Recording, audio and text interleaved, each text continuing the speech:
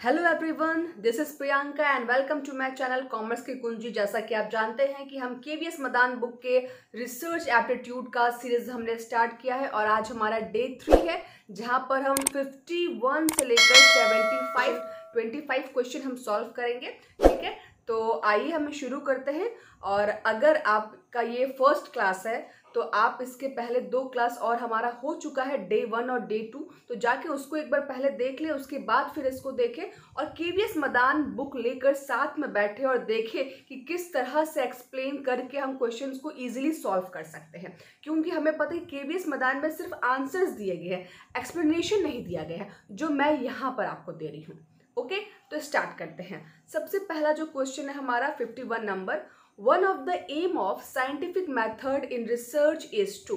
हमें पता है कि हम रिसर्च जो करते हैं उसमें हम साइंटिफिक मेथड्स का यूज करते हैं, तो उसका एम क्या है? इम्प्रूव डेटा इंटरप्रिटेशन, या फिर eliminate spurious relation, confirm triangulation, या फिर इंट्रोड्यूस न्यू वेरिएबल। तो हम क्यों यूज करते हैं? तो यहाँ पे मैं बता दूं कि स्पूरियस रिलेशन का मतलब क्या होता है, फॉल्स रिलेशन जिसको हम बोलते हैं। ठीक है, और ट्राइंगुलेशन एक नया वर्ड यहाँ पर आपको देखने को मिल रहा होगा। ट्राइंगुलेशन का मतलब होता है वो मेथड जिसमें हम क्वालिटेटिव और क्वांटिटेटिव दोनों ही मेथड का यूज करके रिसर्च को फुलफिल करते हैं। ठीक है, तो इसका मेन एम जो होता है वो होता है एलिमिनेट स्पूरियस रिलेशन, यानी जो फॉल्स रिलेशन होते हैं उनको एलिमिनेट करना। नेक्स्ट हमारा क्वेश्चन है 52 नंबर क्वेश्चन। 52 नंबर क्वेश्चन हमसे पूछ रहा है, which of the following is not the method of research. कौन सा रिसर्च का मेथड नहीं है? तो हमने पढ़ा है रिसर्च के सारे मेथड्स को हम जानते हैं। अगर आप यहाँ पर एमसीक्यू दे रहे हैं तो मुझे उम्मीद है कि आपका कॉन्सेप्ट क्लियर होगा। अगर आपका कॉन्सेप्ट क्लियर नहीं है तो आप मुझे कमेंट में बताएं, उस टॉपिक के मैं आपको कॉन्सेप्ट क्लियर कराऊंगी। ठीक है, फर्स्ट है हमारा ऑब्जर्वेशन मेथड, सेकेंड है हमारा हिस्टोरिकल मेथड, थर्ड है हमारा सर्वे मेथड और फोर्थ है हमारा फिलोसफिकल मेथड। तो हम जानते हैं कि ये सारा ही मेथड है एक्सेप्ट ऑब्जर्वेशन। ऑब्जर्वेशन में हम क्या करते हैं, हर मेथड में हम चीज़ों को ऑब्जर्व करते हैं और देखते हैं। तो ऑब्जर्वेशन जो है वो एक टेक्निक है, वो एक मेथड नहीं है, इसलिए हमारा आंसर क्या हो जाएगा, ए। नेक्स्ट है हमारा research can be classified as. Research को हम किस किस चीज में क्लासिफाइड, किस किस बेस पे क्लासिफाइड करते हैं?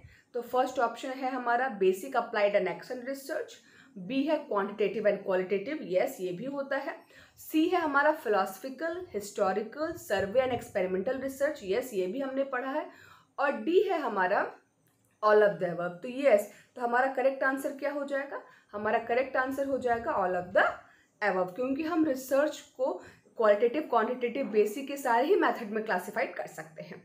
नेक्स्ट 54 नंबर है, the term associated with the theory and the method of interpretation of human action.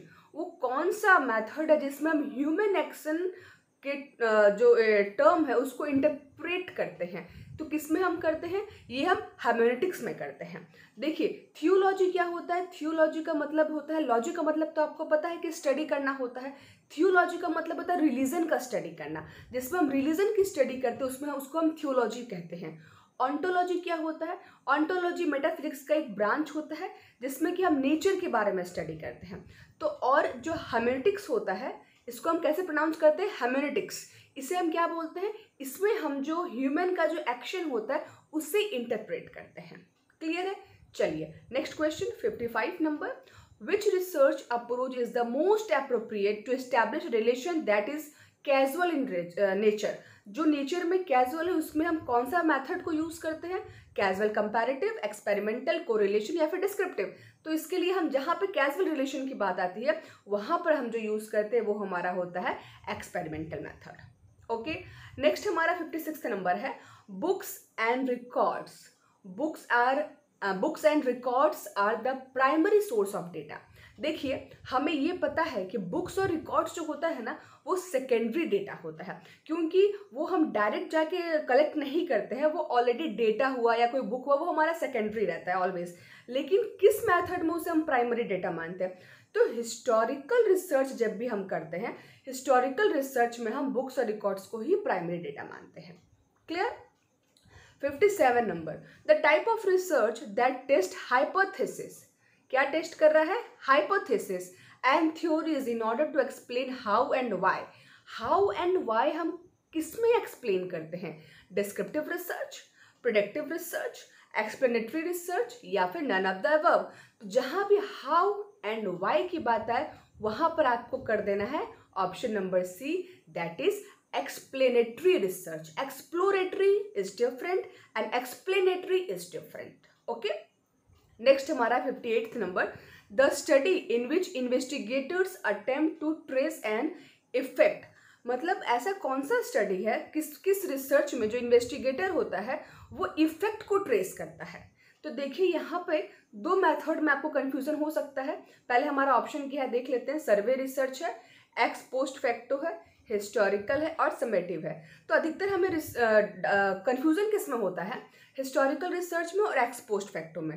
इसका जो करेक्ट आंसर होगा वो होगा x post facto research. X post facto research में क्या होता है, जो हो चुका है उस पर हम स्टडी करते हैं। हिस्टोरिकल रिसर्च में भी हम वही करते हैं, जो हो चुका है उस पर स्टडी करते हैं। बट दोनों में डिफरेंट क्या है कि हम हिस्टोरिकल रिसर्च में बहुत पीछे की तरफ जाकर रिसर्च करते हैं और एक्स पोस्ट फैक्टो में जो करंट इश्यू हुआ है उसके इफेक्ट्स को देखते हैं। मान लीजिए कि कहीं पर सुनामी आ गया, ठीक है, कहीं पर सुनामी आ गया, वो तो हो चुका है, वो आ गया है, उसे हम कंट्रोल नहीं कर पाए। अब उसके बाद उस जगह पर क्या क्या उसका इम्पैक्ट पड़ा है, क्या क्या उससे हानि हुई है, क्या क्या डिस्ट्रक्शन हुआ है, ये जब हम स्टडी करने जाएंगे तो उस स्टडी को हम क्या बोलेंगे, एक्स पोस्ट फैक्टो रिसर्च। यानी इन्वेस्टिगेटर क्या करता है, उसके इफेक्ट्स को स्टडी करता है, उसके इफेक्ट्स को ट्रेस करता है। क्लियर। नेक्स्ट नंबर है, fundamental research reflects the ability to. Fundamental research में हम क्या कहते हैं, फंडामेंटल रिसर्च को ही हम प्योर रिसर्च या बेसिक रिसर्च के नाम से जानते हैं, ये तो पता ही होगा आपको। उसमें हम क्या करते हैं, synthesis new idea, expound new principle, evaluate the existing material concerning research या फिर study the existing literature regarding the various topic. तो फंडामेंटल रिसर्च हम लेते हैं और उसके बेस पे हम न्यू प्रिंसिपल को एक्सपाउंड करते हैं। क्लियर है। नेक्स्ट हमारा है the classification of study into exploratory, descriptive, analytical और predictive research is based on. यानी किसी भी रिसर्च को जब हम किसी बेस पे क्लासिफाई करते हैं, किसी कैटेगरी में क्लासिफाई करते हैं, तो किस बेस पे क्लासिफाई करते हैं, लॉजिक के बेस पे क्लासिफाई करते हैं या उसका आउटकम क्या निकला उसके बेस पे या प्रोसेस के बेस पे या फिर पर्पस के बेस पे।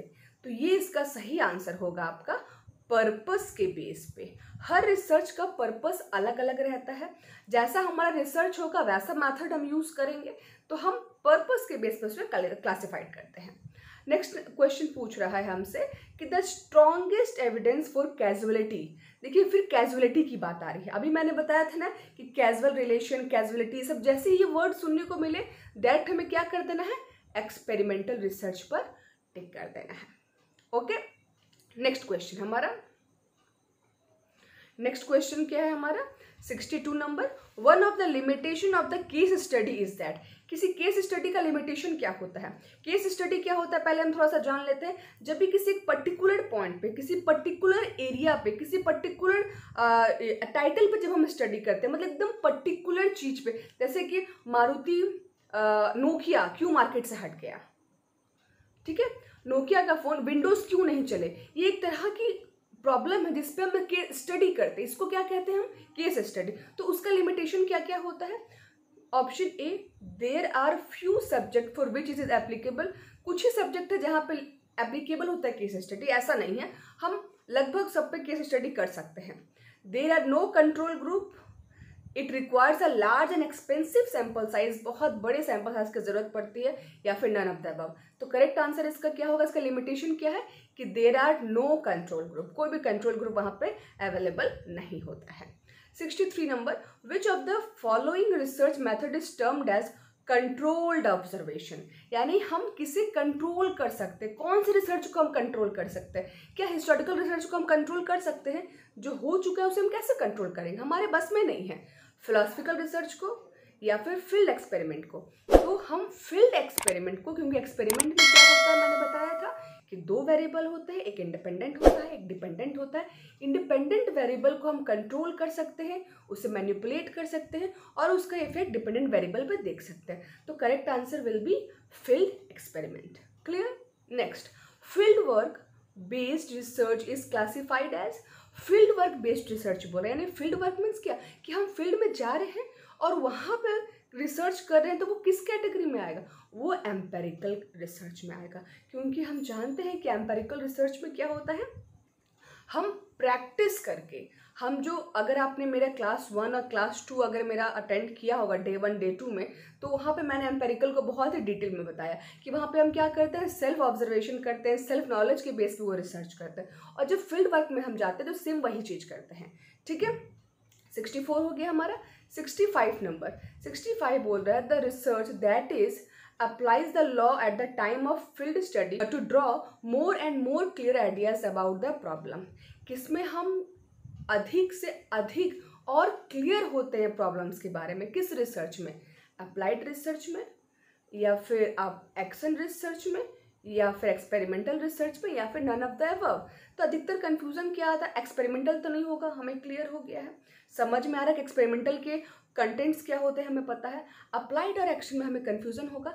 अप्लाइड रिसर्च ऑलवेज हम करते हैं, जैसे कि मान लीजिए कि कोरोना का वैक्सीन आया है ना, कोरोना का वैक्सीन आया तो वो कितना फ्रूटफुल है, वो हमने क्या किया, वो हमने अप्लाई किया, डॉक्टर पे अप्लाई किया, उसके बाद फ्रंट जो डॉक्टर, कुछ हमने सैंपल लिए, कुछ डॉक्टर्स पे वो टेस्ट किया, जब वो वहाँ पे अप्लाइड हुआ तो हम और क्लियर हुए, फिर लोगों पे हुआ, फिर और क्लियर हुए कि उसका प्रोटेक्शन रेट क्या है। पहले बोला गया था कि 70% है, फिर बोला गया 80% है, अब बोला जा रहा है कि 95% वो हमें सिक्योर करता है। तो ये क्या हुआ कि जिस तरह से उसको हम अप्लाई कर रहे हैं ना, वो और क्लियर हमें आइडियाज़ देते जा रहा है। अभी जैसा कि पता है कि फिर से हम बच्चों पर अप्लाई कर रहे हैं, तो फिर जब बच्चों पर अप्लाई करेंगे तो उसका इफेक्ट हम देखेंगे तो और हम क्लियर होते जाएंगे। समझ में आ रही है। तो यहाँ पे क्या होगा सही हमारा option A, applied research. 66 number, which of the following is classified in the category of development research. किस रिसर्च को हम डेवलपमेंट रिसर्च के कैटेगरी में क्लासिफाई करते हैं, philosophical research, action research, descriptive research, या फिर ऑल ऑफ द अबव। तो ये सारे ही रिसर्च जो है ये डेवलपमेंट के कैटेगरी में आते हैं, इसीलिए करेक्ट आंसर हमारा डी होगा, all of the above. Okay, next है 67 नंबर, एक्शन रिसर्च क्या होता है। एक्शन रिसर्च को ही हम अप्लाइड रिसर्च बोलते हैं। और research carried out to solve immediate problem, या लॉन्गिट्यूडनल रिसर्च, या फिर सिमुलेटिव रिसर्च। तो इसका करेक्ट आंसर होगा हमारा research carried out to solve immediate problem. जब भी कोई प्रॉब्लम आती है हमारे पास, तो हम तुरंत उस पर एक्शन लेते हैं, या फिर एक्शन लेने की हमें ज़रूरत होती है, उसे हम कहते हैं एक्शन रिसर्च। और एक्शन का जो पार्ट होता है वो हमेशा क्विक होता है, इसीलिए इसका करेक्ट आंसर हो जाएगा हमारा बी। 68 नंबर, 68 नंबर कहाँ गया हमारा, अच्छा थोड़ा सा ऊपर चला गया है, कोई बात नहीं, इसको नीचे कर देते हैं, सब तो हमारे ही हाथ में है ना। उसके बाद क्या बोल रहा है, द टर्म फेनोमेनोलॉजी। फेनोमेनोलॉजी जो टर्म है वो किससे एसोसिएटेड है, तो हमने दो तरह का डेटा पढ़ा है, क्वांटिटेटिव और क्वालिटेटिव। अगर आपने दोनों ही मेथड को, दोनों ही रिसर्च को अगर डिटेल में पढ़ा होगा तो ये आंसर आपके लिए बहुत ईजी होगा, क्योंकि जो फेनोमेनोलॉजी जो टर्म होती है ना, वो डायरेक्ट क्वालिटेटिव रिसर्च से हमारा कनेक्टेड होता है। Okay, 69 number, which of the following is not a longitudinal design. कौन सा लॉन्गिट्यूडनल डिज़ाइन नहीं है। ऑप्शन हमारे पास है पैनल, क्रॉस सेक्शनल, या फिर ट्रेंड, या फिर डी बोथ, ए एंड सी ही नहीं है। तो देखिए, डिज़ाइन की जब बात होती है तो दो तरह के डिज़ाइन हमको देखने को मिलते हैं, लॉन्गिट्यूडनल डिज़ाइन और क्रॉस सेक्शनल डिज़ाइन। लॉन्गिट्यूडनल में हम एक वेरिएबल पर स्टडी करते हैं और क्रॉस सेक्शनल पर हम डिफरेंट वेरिएबल पर स्टडी करते हैं। तो इतना तो क्लियर हो गया, क्रॉस सेक्शनल जो है वो खुद ही एक डिज़ाइन है, तो वो तो लॉन्गिट्यूडनल डिज़ाइन हो ही नहीं सकता है, यानी हमारा आंसर क्या हो जाएगा, बी हमारा सही आंसर हो जाएगा, है ना। मज़ा आ रहा है, मज़ा अगर आ रहा हो तो प्लीज़ चैनल को सब्सक्राइब करें और शेयर भी करें। नेक्स्ट हमारा है 70 number, when a researcher starts with the dependent variable and moves backward। जब कोई डिपेंडेंट वेरिएबल से स्टार्ट करता है अपना रिसर्च और बैकवर्ड की तरफ आता है तो उसे क्या कहते हैं, predictive research, retrospective research, exploratory research या फिर डिस्क्रिप्टिव रिसर्च। तो जहाँ भी बैकवर्ड आपको वर्ड देखने को मिले, ये मैं की वर्ड्स आपको बता रही हूँ, किसी क्वेश्चन में अगर ये सब वर्ड देखने को मिलता है तो उसका कीवर्ड्स मैं बता रही हूँ। बैकवर्ड जैसे ही आपको कहीं रिसर्च में देखने को मिले, मूव्स बैकवर्ड, तो वो डायरेक्ट क्या हो जाएगा हमारा, रेट्रोस्पेक्टिव रिसर्च। नेक्स्ट है the essence of experimental method is. Experimental method की एसेंस क्या है, एक्सपेरिमेंटल मेथड क्या है, पहले तुरंत जैसे ही क्वेश्चन हमारे पास आया माइंड में क्लियर करना है। 2 variables are there, one is independent, second is dependent variable, we can manipulate independent variable and can check the effect on the dependent variable. इस तरह की बातें हमें अपने दिमाग में तुरंत क्लियर कर लेनी है। अगर क्लियर है, पढ़ा हुआ चीज़ हमारा है, अब ऑप्शन देखना शुरू करते हैं कौन सा हमारा ऑप्शन सही हो सकता है। फर्स्ट ऑप्शन है correct calculation of Karl Pearson coefficient of correlation, no idea, आगे चलते हैं। Obtaining direct reports from subjects about their subjective experience, हो पता नहीं, मुझे तो पता नहीं है, ठीक है। Careful measurement and record keeping, okay. D बोल रहा है using control to identify cause and effect connection, ये स्टेट मिल गया।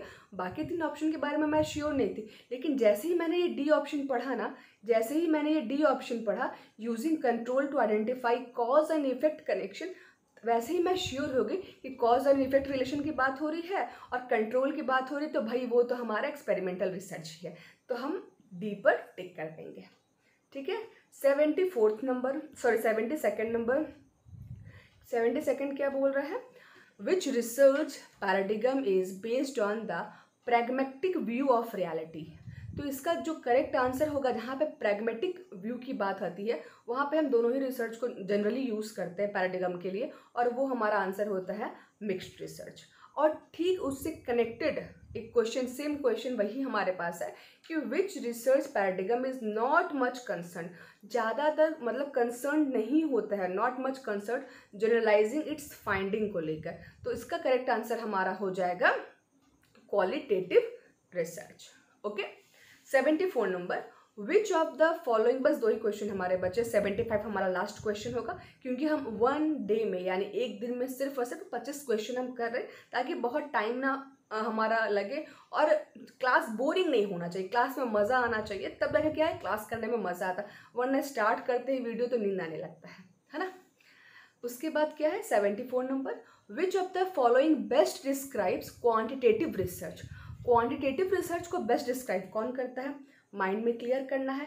क्वांटिटेटिव रिसर्च क्या होता है, क्वांटिटेटिव रिसर्च में हम न्यूमेरिकल्स की बात करते हैं, हम फैक्ट्स एंड फिगर्स की बात करते हैं, हम डेटास की बात करते हैं, हम डिडक्टिव रिसर्च की बात करते हैं, ठीक है ना। ये सब हम बात करते हैं, तो ये हमें क्लियर कर लेना। अब हमें क्या करना है, क्वेश्चन पढ़ना हमें शुरू करना है। The collection of non numerical data, पहले ही बोल दिया, तो ये हमारा आंसर होगा, ये हमारा आंसर नहीं होगा, क्योंकि नॉन न्यूमेरिकल डेटा बोल दिया और हमें पता है कि क्वांटिटेटिव में न्यूमेरिकल डेटा ही होते हैं, तो फर्स्ट तो हमारा नहीं होगा।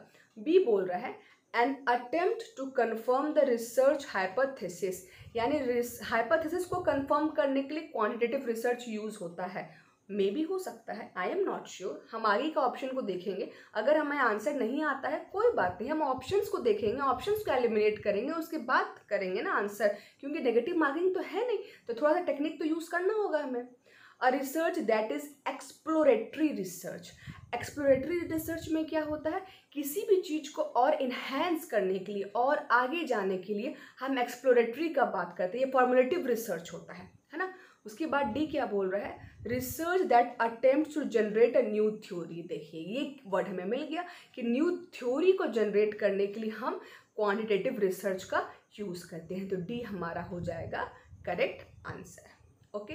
और लास्ट क्वेश्चन हमारा है 75th question.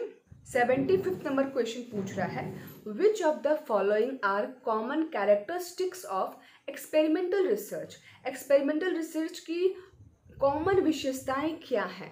First, it relies primarily on the collection of numerical data. अच्छा ठीक है, एक्सपेरिमेंटल में न्यूमेरिकल डेटा हो सकता है। आगे बढ़ते हैं, it can produce important knowledge about cause and effect. Yes, ये तो हम श्योर हैं कि एक्सपेरिमेंटल में कॉज एंड इफेक्ट तो होता है, ओके। बी के लिए हम श्योर हो गए, ठीक है।